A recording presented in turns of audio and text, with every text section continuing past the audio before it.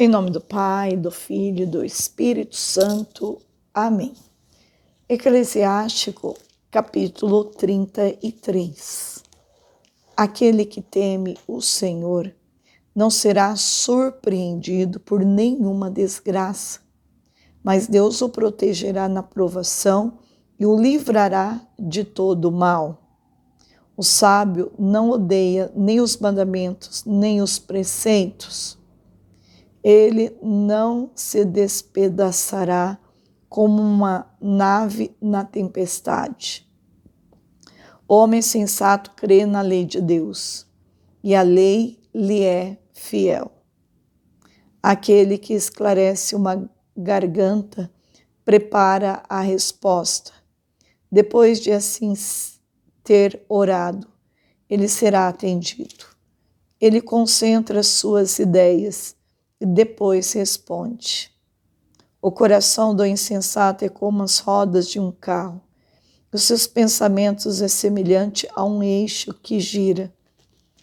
O amigo zombador é como o garanhão que relincha debaixo de qualquer um que o monta.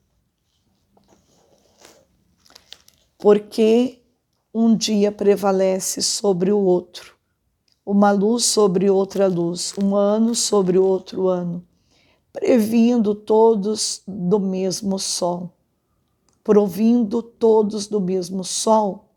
Foi a ciência do Senhor que as diferenciou. Quando criou o sol que atendeu às suas leis, ele distinguiu os tempos e os dias de festa, nos quais os homens celebram pontualmente as solenidades. Entre eles há alguns que Deus elevou e consagrou, e outros pôs no número dos seus dias comuns. Foi assim que Deus tirou todos os homens do solo e da terra de que foi formado Adão. Em sua grande sabedoria o Senhor os distinguiu e diversificou os seus caminhos. Entre eles, alguns foram abençoados e exaltados, outros foram santificados e ele os tomou para si. Entre eles, alguns foram amaldiçoados e humilhados, os quais ele expulsou de seu lugar de exílio. Como barro está nas mãos do oleiro, que o amolda e o dispõe, dando-lhe todas as formas que deseja. Assim é o homem na mão de quem o criou, o que lhe retribuirá segundo o seu juízo.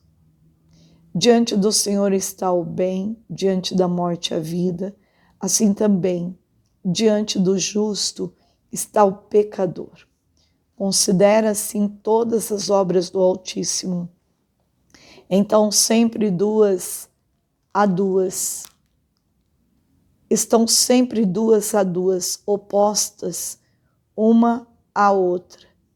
E eu fui o último que despertei, e fiz como o que junta os grãos depois da vindima.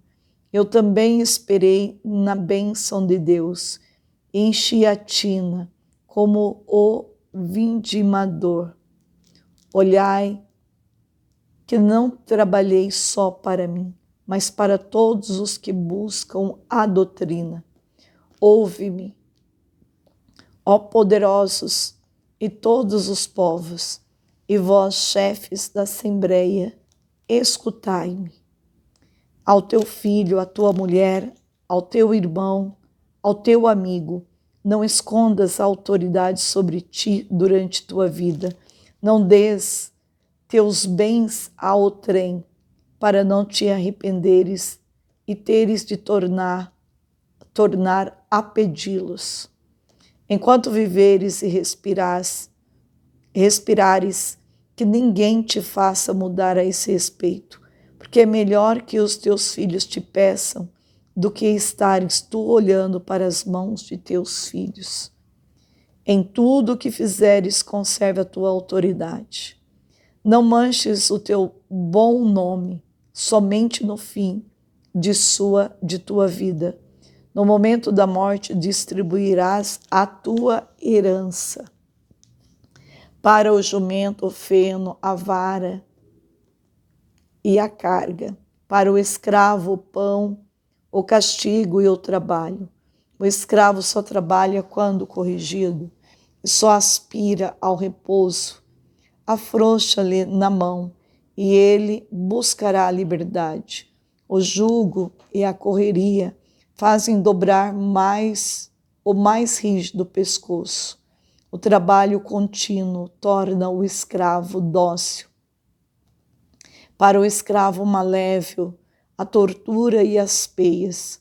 Manda-o para o trabalho para que ele não fique ocioso, pois a ociosidade ensina muita malícia.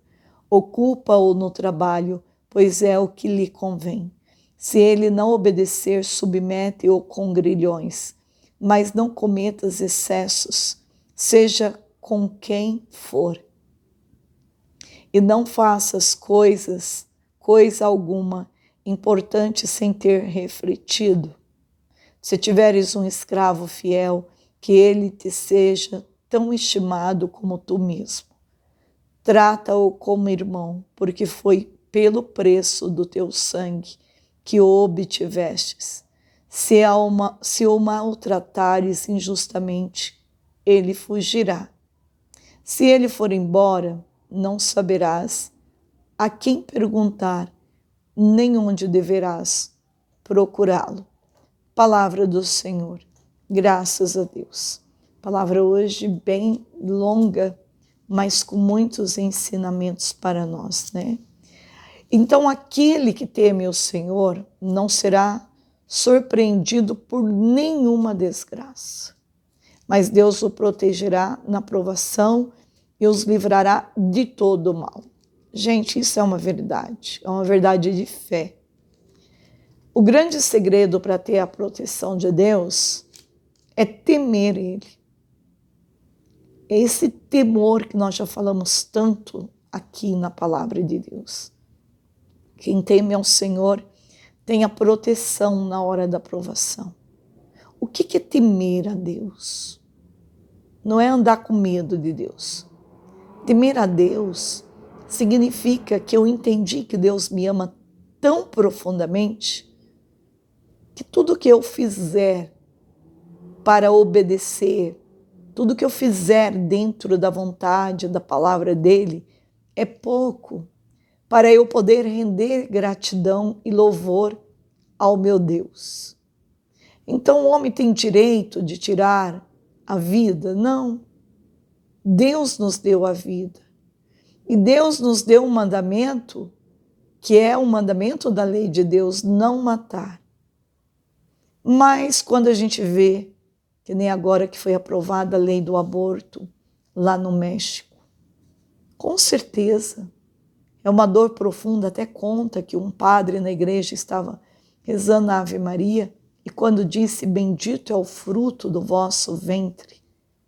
E naquela hora que chegou, no mesmo dia que foi aprovado a lei do aborto, foi o mesmo dia que chegou o terremoto.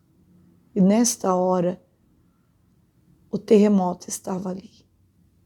Deus quer que o homem padeça com terremoto? Não. Deus não quer a desgraça, Deus não quer a improsperidade, Deus não quer esse vírus, Deus não quer o ódio do ser humano.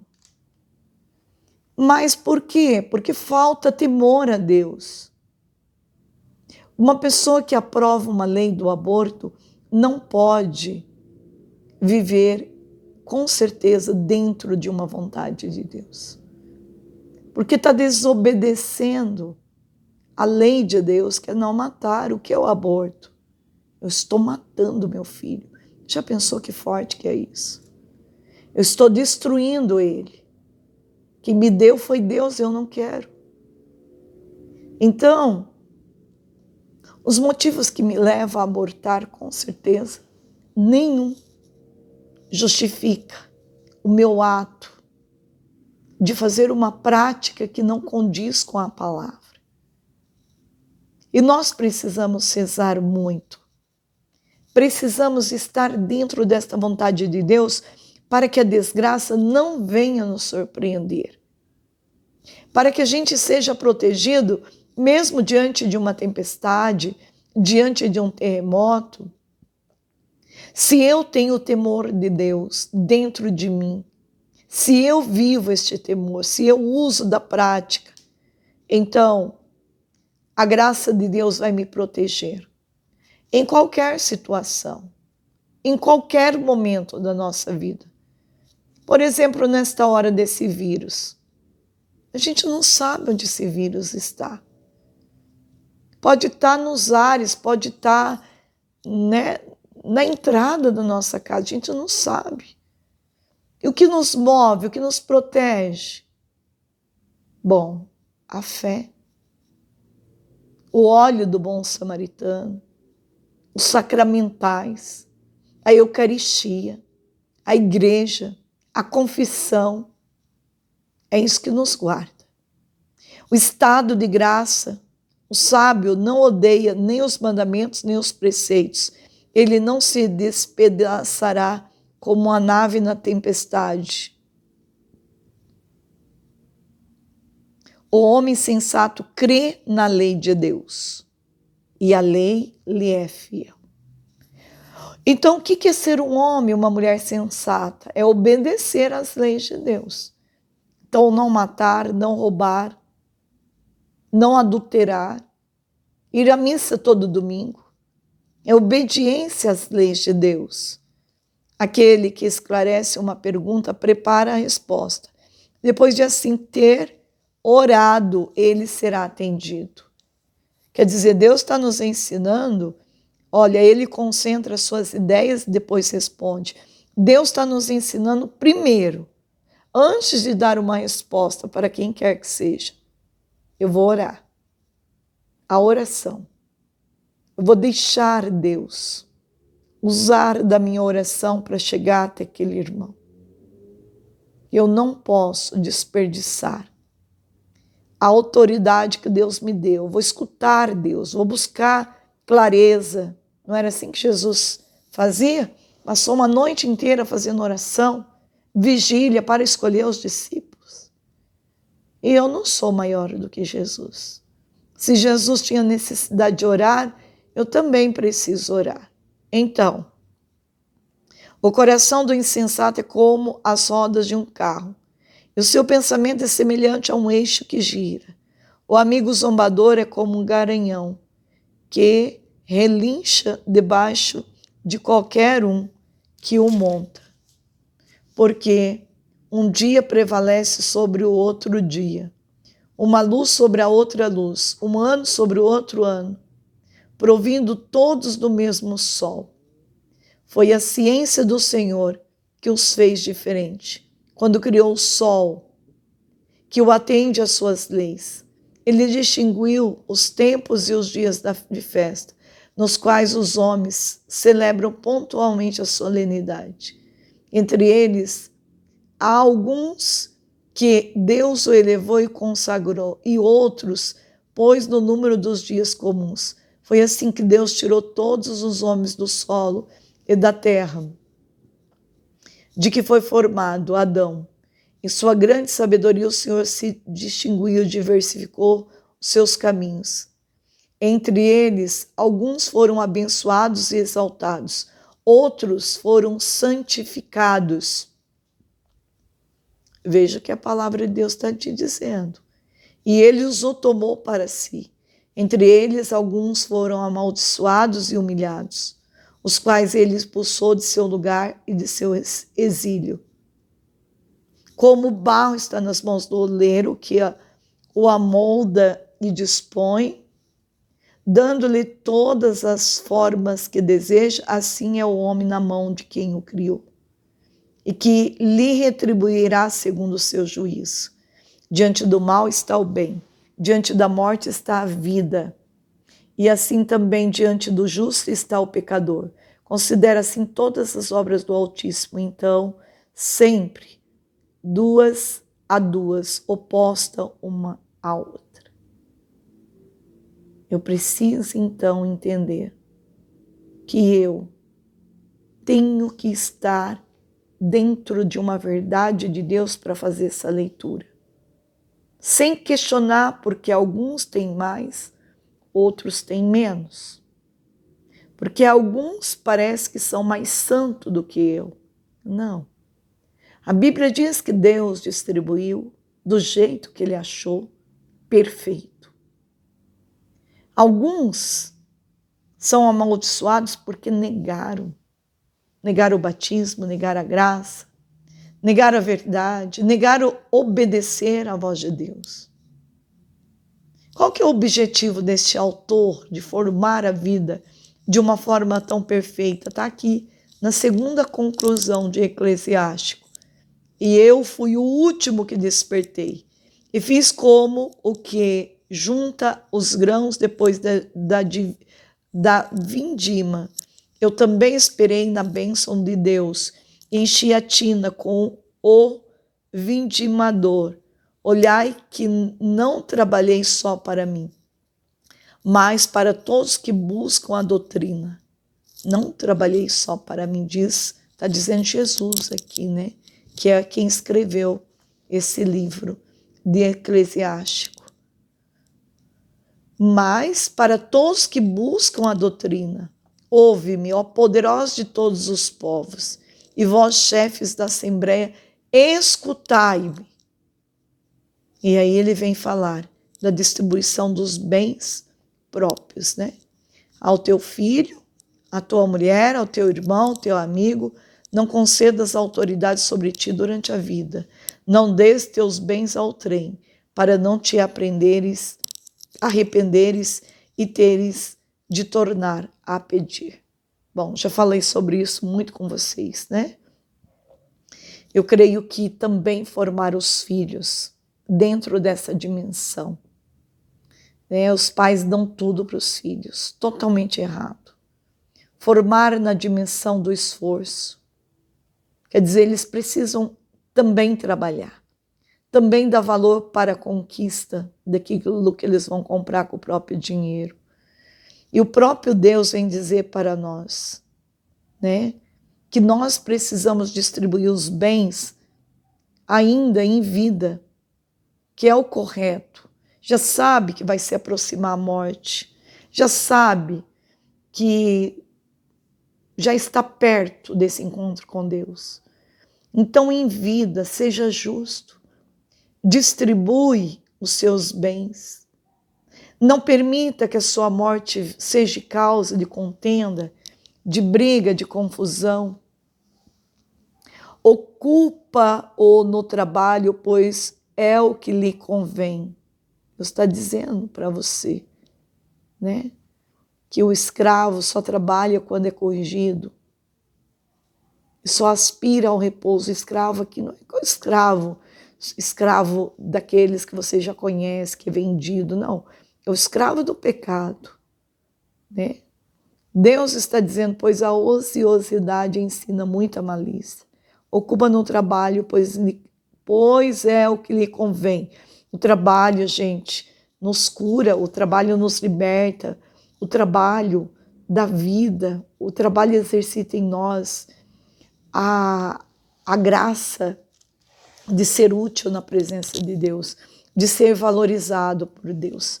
É maravilhoso quando a gente tem essa dimensão de não ser escravo, né? Do egoísmo, da dependência do pai, da mãe, que dá tudo, a gente não tem esforço para nada. Não, nós precisamos exercitar também a justiça, a retidão, em nome de Jesus. Hoje, no dia 11, né? 11 de setembro é um dia que a gente faz memória, toda a tragédia que houve das Torres Gêmeas nos Estados Unidos, quantas mortes, né? Que Deus deu descanso eterno a todos os mortos e que a luz perpétua os ilumine. Descansa em paz. Amém. Nós queremos então, na primeira leitura, primeira carta de Timóteo 1, do 15 a 17, diz assim: caríssimo, segura e digna de ser acolhido por todos é esta palavra. Cristo veio ao mundo para salvar os pecadores, e eu sou o primeiro deles. Por isso encontrei minha misericórdia para que em mim, como primeiro, Cristo Jesus demonstrasse toda a grandeza do seu coração. Ele fez de mim um modelo de todos os que creram nele para alcançar a vida eterna, ao Rei dos séculos, ao único Deus imortal e invisível, honra e glória pelos séculos dos séculos. Amém. Palavra do Senhor, graças a Deus. Salmo de resposta, Salmo 112. Bendito seja o nome do Senhor agora e para sempre. E o nosso evangelho de hoje é o evangelho de Lucas 6, 43 a 49. Naquele tempo disse Jesus aos discípulos: não existe árvore boa que dê frutos bons, nem árvore ruim que dê frutos bons. Toda árvore é reconhecida pelos seus frutos. Não se colha figos de espinheiros, nem uvas de plantas espinhosas. O homem bom tira coisas boas do bom tesouro do seu coração, mas o homem mau tira coisas más do seu mau coração, pois sua boca fala do que o coração está cheio. Porque me chamais Senhor, Senhor, mas não fazeis o que eu digo? Vou mostrar-vos com quem se parece todo aquele que vem a mim. Ouve as minhas palavras e as põe em prática. Semelhante a um homem que construiu uma casa, cavou fundo e colocou alicerce sobre a rocha. Veio a enchente, a torrente deu contra a casa, mas não conseguiu derrubá-la, porque estava bem construída. Aquele, porém, que ouve e não põe em prática é semelhante a um homem que construiu uma casa no chão, sem alicerce. A torrente deu contra a casa e ela imediatamente desabou, e foi grande a ruína dessa casa. Palavra da salvação. Glória a vós, Senhor. A palavra hoje também vem nos ensinar, o seguinte: não existe árvore boa que dê frutos ruins, e nem árvore ruim que dê frutos bons. Toda árvore é reconhecida pelos seus frutos. Jesus havia dito que devemos mudar nossa vida antes de querer corrigir aos outros. E a razão é simples: se somos maus, não podemos comunicar o bem aos outros. Do mesmo modo que o espinheiro não pode produzir figos. Se o nosso coração é bom, então sim, poderemos tirar do nosso tesouro interior o bem para os irmãos. Nossa boca irá falar a partir do que somos e vivemos. Nosso olhar vai acusar o que realmente fazemos em nossa vida. Que lindo! É isso mesmo, não tem outro caminho. E hoje, o santo de hoje, dia 11 de setembro, é Santa Pulquéria. Nunca nem tinha ouvido falar. Pulquéria. Esta é a primeira imperatriz que de fato teve responsabilidade direta no governo de um império que a Igreja Romana e a grego-ortodoxa reconheceram digna do título de santa. Filha do imperador Arcádio, Pulquéria nasceu aos 19 de janeiro de 399 em Constantinopla, capital do Império Romano do Oriente. Jovem ainda, fez o voto de virgindade a Deus, induzindo com seu exemplo que também as duas irmãs menores, Arcádia e Marina, se consagrasse a Deus. As três irmãs viviam em santa harmonia, formada, por assim dizer, uma pequena comunidade religiosa no Palácio Imperial. A vida da princesa obedecia a um regulamento que dividia o tempo em horas de trabalho e em outras de oração e meditação. Ficando órfãos de pai e mãe, o governo do império caiu sobre os ombros do irmão menor, Teodósio II. Com 8 anos de idade, Pulquéria, como irmã mais velha, teve que assumir o título de regente, incumbindo-se, inclusive, da educação do irmão. Pulquéria entregou a administração pública aos cuidados de homens competentes e sábios. Tendo o irmão Teodósio alcançado a maioridade, o conselho de Pulquéria contraiu núpcia com Atênias, filha de um filósofo de Atenas, que Pulquéria conseguiu converter ao cristianismo. Entrou, naquele tempo, a igreja do Oriente num período de agitação doutrinária por causa da heresia de Nestório, que negava a unidade pessoal das duas naturezas, em Cristo, a divina e a humana, e por conseguinte negava Nossa Senhora o título de Mãe de Deus. Pulquéria muito zelou pela pureza da fé e muito ajudou em favor da realização do concílio de Éfeso, em 431, que condenou a heresia de Nestório. Por esta sua eficiência atuação, muito foi elogiada pelo Papa Leão I, assim como pelos bispos do Oriente. Passado algum tempo, surgiram desavenças na corte pela nefasta influência do primeiro-ministro do imperador. Pulquéria, notando oposição contra sua pessoa, retirou-se para uma vivenda no campo, seguindo sua inclinação de entregar-se mais livremente às obras de piedade e caridade. Só lastimava que o governo do império fosse agitado por intrigas políticas e que a própria igreja ouvisse novamente ameaçada pelas maquinações de hereges. Isso sempre existiu, é incrível. Mas uma heresia ameaçava a integridade da fé. O monofisitismo. O monge, de nome Eutíquias, propagava por toda parte uma doutrina perniciosa, dizendo que em Cristo não havia duas naturezas, divina e humana, mas uma só. A divina como havia uma só pessoa.